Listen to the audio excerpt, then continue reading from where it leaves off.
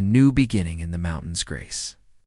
Bennett wiped her hands on her apron as the bus pulled into the small Colorado mountain town. At 28, she had cooked in restaurants from Austin to Nashville, but nothing had prepared her for this opportunity. The job posting had been simple. Private chef needed for exclusive mountain estate. Excellent pay, room and board included. What the listing had not mentioned was that her employer would be Jonathan Pierce. One of the youngest tech billionaires in America, the estate sprawled across the mountainside like something from a dream. Pine trees surrounded the modern glass and stone mansion, and snow-capped peaks rose in the distance. Grace clutched her single suitcase tighter. Feeling suddenly out of place in her simple jeans and sweater, "You must be Grace." The voice came from behind her, deep and smooth. She turned and found herself looking up into the bluest eyes she had ever seen. Jonathan Pierce was taller than she expected, with dark hair that fell slightly across his forehead and a lean, athletic build. He wore casual clothes, jeans, and a gray sweater, but something about the way he carried himself spoke of confidence and power. "Mr. Pierce," she managed, extending her hand. "Thank you for this opportunity." His hand engulfed hers, warm and firm. He held it a moment longer than necessary, his eyes studying her face with an intensity that made her heart race. "Please call me Jonathan. We don't stand on ceremony here." First impressions, Rachel Kim, Jonathan's assistant, appeared to show Grace to her quarters. The young woman was professional and friendly, chatting easily as they walked through the magnificent house. Grace's room was more luxurious than any place she had ever stayed, with floor-to-ceiling windows overlooking a pristine valley. "Mr. Pierce is very particular about his privacy," Rachel explained. "That's why he lives out here, away from the city. But he's a good employer. Fair and generous." That evening, Grace prepared her first meal: pan-seared salmon with herb butter, roasted vegetables, and a light salad. She heard Jonathan enter the dining room and took a deep breath before serving. "This smells incredible," he said, watching her arrange the plates. "Where did you train?" "Mostly on the job," Grace admitted. "My grandmother taught me the basics. She always said cooking was about love as much as technique." Something flickered in Jonathan's eyes. "She sounds wise." Over dinner, they talked. Jonathan asked about her life in Texas, her family, her dreams. Grace found herself relaxing, surprised by how easy he was to talk to.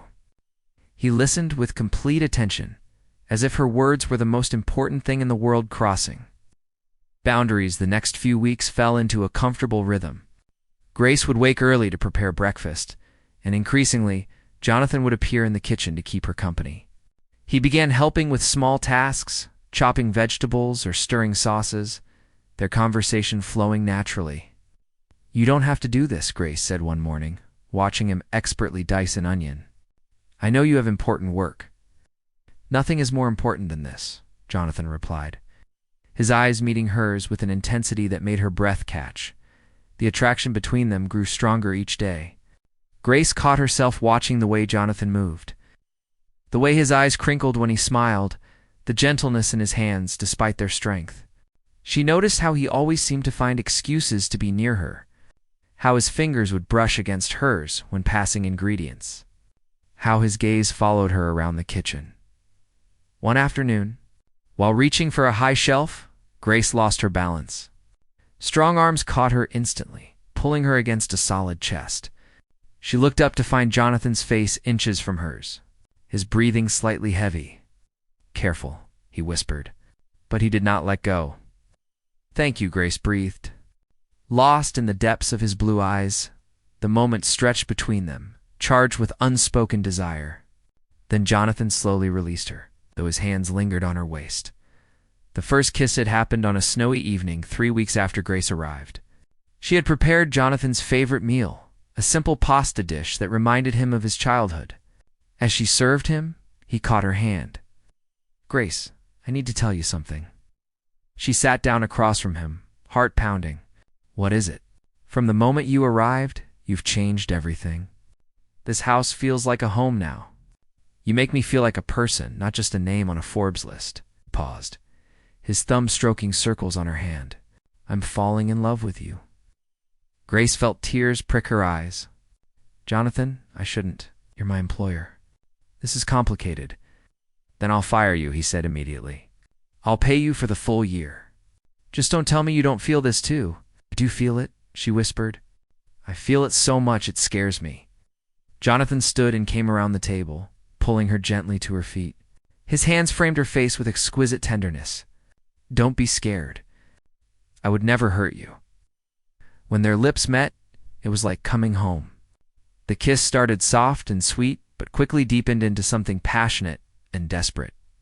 Jonathan's hands tangled in her hair while Grace clutched his shoulders, both of them pouring weeks of denied longing into that single moment. A new chapter that night marked the beginning of their real relationship. Jonathan was attentive and affectionate, showering Grace with small gestures of love. He would leave notes in the kitchen for her to find, bring her wildflowers from his morning walks, hold her close while they watched the sunset from the terrace. Grace had never felt so cherished. Jonathan listened to her stories about growing up in a small Texas town, about her father who worked construction, about her dreams of one day opening her own restaurant. He made her feel like her dreams mattered, like she mattered. I want to meet your family, Jonathan said one evening as they lay together by the fireplace. Simple people, Grace warned. My dad is a good man, but he's nothing like the people you usually spend time with. I don't care about that, Jonathan said firmly. They're important to you, so they're important to me. Rachel Kim watched the relationship develop with quiet approval. She had worked for Jonathan for 5 years and had never seen him so happy, so human. The coldness that usually surrounded him had melted away, replaced by warmth and laughter. But late at night, when Grace was sleeping peacefully in his arms, Jonathan would lie awake, his mind racing. There were things about his life she did not know, secrets he had kept even from those closest to him. He told himself he would reveal everything soon, that their love was strong enough to survive the truth. He had no idea that someone else was already planning to destroy what they had built together. Strange occurrences. Grace woke to find Jonathan, already dressed, speaking in hushed tones on his phone in the hallway. It was the 3rd time this week she had caught him having secretive conversations. When he noticed her, he quickly ended the call. Everything okay? She asked, wrapping her arms around herself. Just business, he said, kissing her forehead. But his smile did not reach his eyes. Later that morning, while Jonathan was in a video conference, Grace went to the study to use the printer. She needed to print a new recipe she had found online. The computer was already on, and as she moved the mouse, the screen came to life. What she saw made her blood run cold. There were files open with names she recognized, former household staff, delivery people, even the woman who came weekly to tend the gardens. Each file contained detailed background checks, financial records, and something called risk assessments. Her hand trembled as she scrolled through one file labeled Previous Employee Concerns. The document detailed several staff members who had left suddenly. Next to each name were notes. Became too familiar with personal routines. Asked too many questions about security protocols.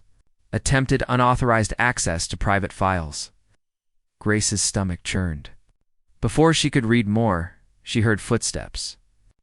She quickly closed the windows and sent her recipe to print, her heart hammering against her ribs. The estate managers, warning Linda Chen, had been managing Jonathan's estate for 7 years. She was efficient, professional, and always kept appropriate distance. Grace had barely interacted with her beyond polite greetings, which is why it surprised her when Linda requested a private conversation. I hope I'm not overstepping, Linda began, her expression carefully neutral. But I feel I should share something with you. For your own safety? My safety? Grace's mouth went dry. Linda glanced around, then lowered her voice. Mr. Pierce is a good employer in many ways, but he has patterns. He becomes intensely focused on people, almost obsessed, and when those people learn too much about his private affairs, or when they try to leave. She paused meaningfully. Things happen. What kind of things? Accidents. Sudden departures. I've seen it 3 times now. Staff members who got close to him, who he trusted, who then discovered something they shouldn't have. Linda's eyes were full of concern. They left in the middle of the night, and we never heard from them again. One woman tried to contact me months later, but her email came from an untraceable account, warning me to be careful. Grace felt dizzy. Why are you telling me this? Because I see the way he looks at you. It's different than the others, more intense, and that makes it more dangerous. Linda touched Grace's arm gently. Just be careful what you learn. Some doors are better left closed. The midnight discovery that night, Grace could not sleep. Jonathan was away on an overnight trip to Denver. Something about meeting investors. She wandered the house, Linda's words echoing in her mind. She found herself outside Jonathan's private office, the one room he had asked her never to enter. Her hand hovered over the doorknob. She should not. This was a violation of trust. But what if Linda was right? What if she was in danger? The door was unlocked. Inside, the office was immaculate. Dark wood furniture, walls lined with books, and a massive desk with 3 computer monitors. Grace moved to the desk, her conscience screaming at her to leave. But her fear pushing her forward. In the desk drawer, she found a locked box. Her fingers trembled as she searched for the key, finally finding it taped underneath the desk. Inside the box were documents, dozens of them, background checks on her. Grace Bennett, age 28, born in Austin, Texas. There were copies of her driver's license, social security card, bank statements going back 5 years. Photos of her apartment in Dallas, the restaurant where she had worked, even pictures of her father's house. This had been done before she was hired. Jonathan had investigated every aspect of her life before she even knew he existed. Beneath those documents were others.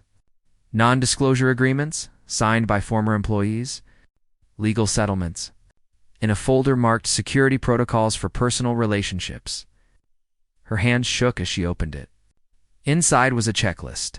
Establish trust, create emotional dependency, monitor communications, limit outside contacts, document behavioral patterns. It read like a manual for manipulation. Grace's vision blurred with tears. Everything had been calculated.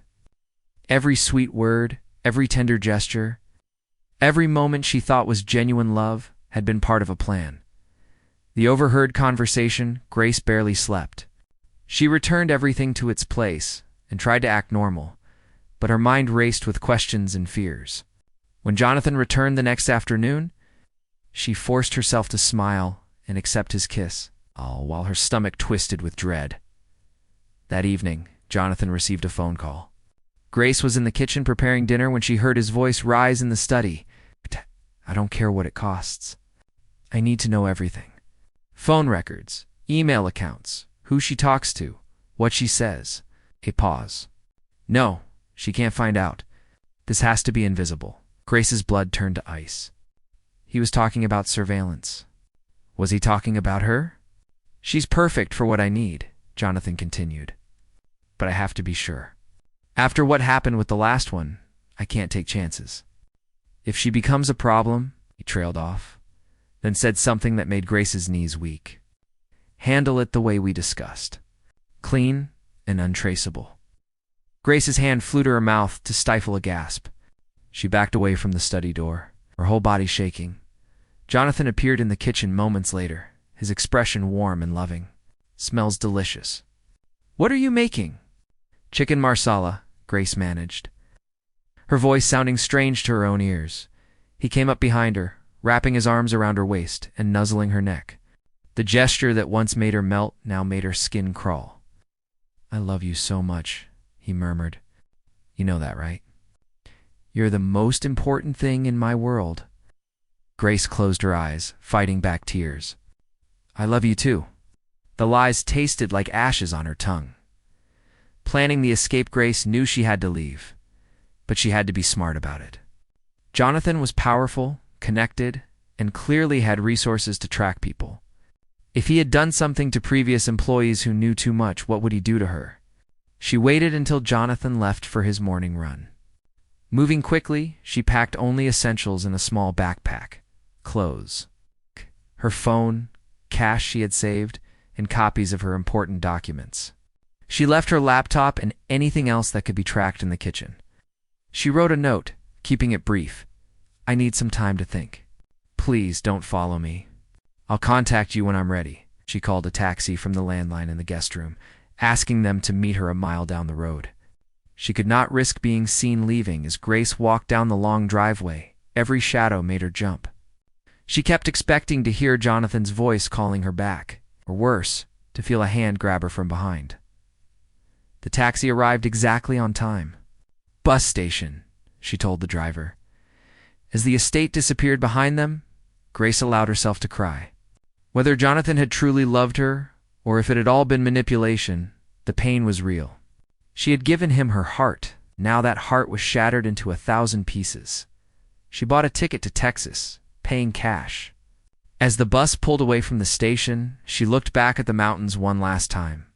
Somewhere up there, Jonathan would soon discover she was gone. Grace prayed she had made the right choice in running. But deep down, a voice whispered that this was only the beginning. Men like Jonathan Pierce did not let go easily, and she had no idea what he might do to get her back. The discovery Jonathan returned from his run to find the house eerily quiet. Grace. He called out, expecting to smell breakfast cooking. Nothing. He checked the kitchen, then her room. His heart rate increased when he saw her closet partially empty. On the counter, he found the note. His hands trembled as he read it. No, he whispered. No. Pulled out his phone and called Rachel immediately. Grace is gone. I need you to check security footage, phone records, everything. Find out where she went. Jonathan, maybe she just needs space, Rachel said carefully. You don't understand. Something's wrong. She wouldn't just leave like this. His voice cracked. Someone got to her. Someone told her something that scared her. Within an hour, Rachel had traced the taxi and found that Grace had purchased a bus ticket to Texas. Jonathan was already in his car, driving toward the station. When Rachel called back, Jonathan, I found something. Linda Chen has been accessing your private files. She's been in your office after hours at least a dozen times in the past month. Jonathan's hands tightened on the steering wheel. What was she looking for? Financial records, mostly. But also those background checks you keep on staff, and... Rachel hesitated. There are files that have been modified. The security protocols folder. Someone added pages that weren't there before. Understanding hit Jonathan like a physical blow. She framed me. Linda made it look like I was planning something terrible. There's more. I contacted Detective Morris Hayes, your old security consultant. He's been investigating Linda for possible embezzlement. He thinks she's been skimming money for years.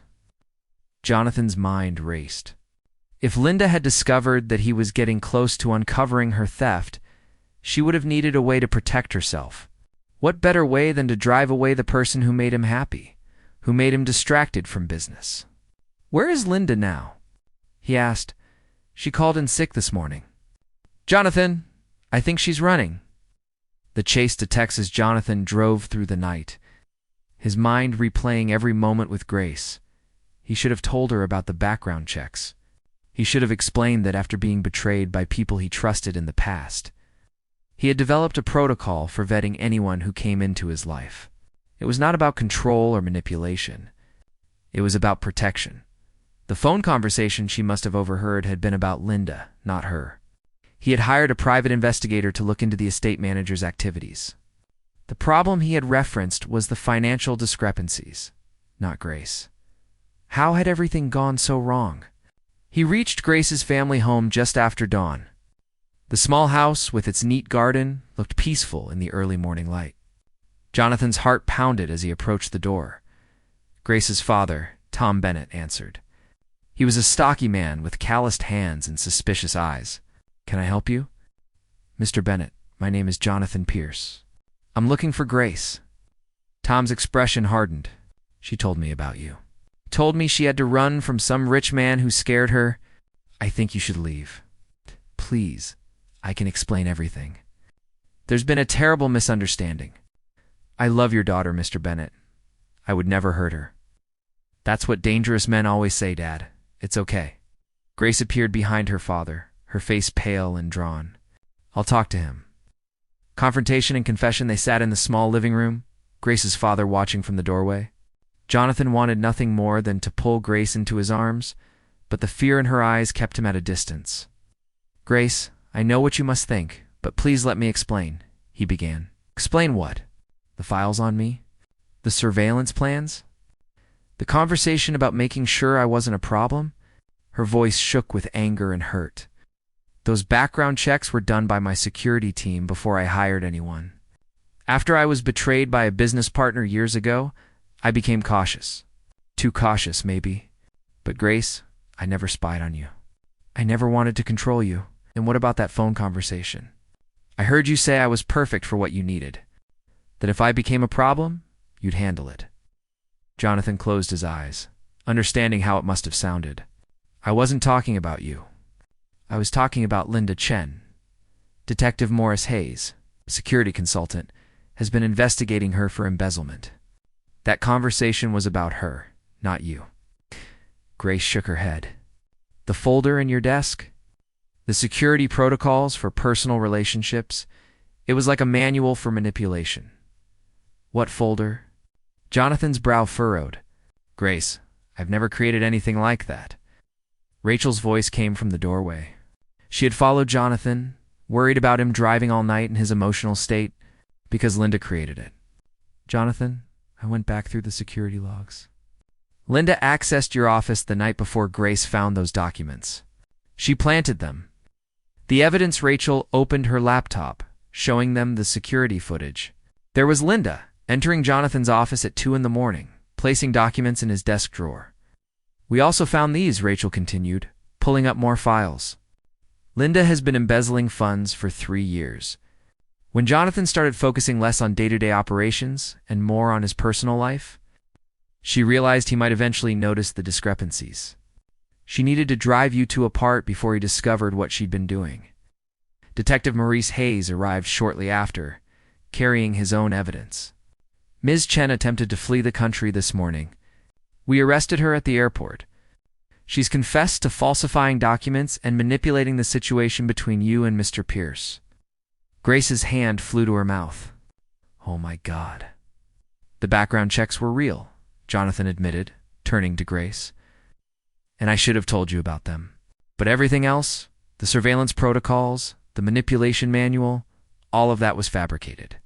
Grace, I fell in love with you. Really, truly in love. Not because you fit some plan, but because you made me feel human again."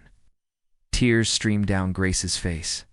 "I've spent 2 days thinking the worst of you, thinking everything between us was a lie." "It wasn't a lie," Jonathan said, finally closing the distance between them. He took her hands gently. "Every moment, every word, every kiss was real. You changed my life, Grace. You made that cold house into a home. You made me want to be better, to be more open." "I should have talked to you," Grace said, her voice breaking. "Should have given you a chance to explain instead of just running." "You were scared? Anyone would have been." Jonathan cupped her face, wiping away her tears with his thumbs. "But I promise you, from this moment forward, complete honesty. No more secrets. No more security protocols that I don't explain to you first. Just us building something real together." A new beginning. Tom Bennett had been watching the entire exchange. Finally, he spoke up. "Young man, you hurt my daughter." "I know, sir. And I'll spend the rest of my life making it up to her. If she'll let me. See that you do." But there was a hint of approval in the older man's eyes. Jonathan turned back to Grace. "I had planned this differently. Had a whole romantic setup prepared back in Colorado. But I can't wait another moment." To Grace's shock, he dropped to one knee, pulling a small velvet box from his pocket. Inside was a ring with a simple, stunning diamond that caught the morning light. "Grace Bennett, I know we've been through hell in the past few days. I know trust has been broken and needs to be rebuilt. But I also know that I love you more than I ever thought possible. Will you marry me? Will you give me the chance to prove every day that you're the most important thing in my world?" Grace looked at her father, who gave a small nod. She looked at Rachel, who was smiling through tears. Then she looked back at Jonathan, at the man who had driven through the night to find her, who had laid his heart bare in front of strangers. "Yes," she whispered.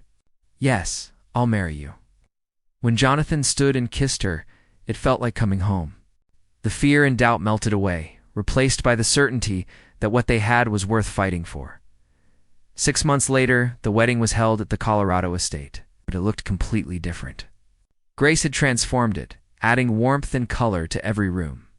The ceremony took place in the garden, surrounded by friends and family. Tom Bennett walked his daughter down the aisle, pride evident in every step.